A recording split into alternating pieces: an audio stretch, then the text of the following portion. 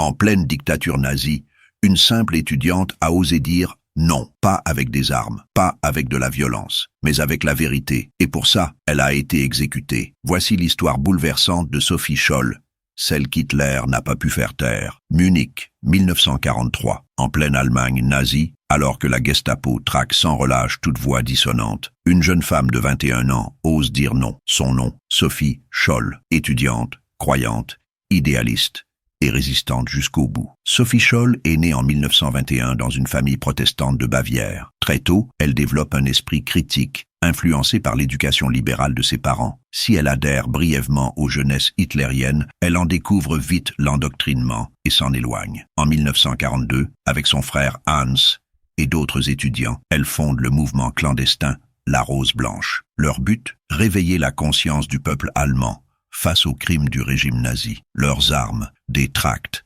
distribués anonymement dans les universités, appelant à la résistance intellectuelle, au réveil de l'éthique et de la morale chrétienne. Mais en février 1943, lors d'une opération risquée à l'université de Munich, Sophie et Hans sont arrêtés. Leurs tracts volent dans les escaliers et la Gestapo les cueille. Le procès est une farce. En quelques heures, ils sont condamnés à mort par le juge Roland Freisler, célèbre pour sa cruauté. Le 22 février 1943, Sophie est guillotinée, avec son frère et leur ami Christoph Probst. Ses dernières paroles résonnent encore dans l'histoire. Sophie Scholl n'a pas survécu à la guerre, mais son courage, lui, ne mourra jamais. Elle n'avait que 21 ans, une voix parmi des millions, mais une voix qui a osé. Aujourd'hui, Sophie Scholl est un symbole de courage, de dignité et de résistance morale. Elle n'a pas porté d'armes, mais ses mots ont traversé les décennies. Face à la tyrannie, elle a choisi la vérité, et l'histoire s'en souvient.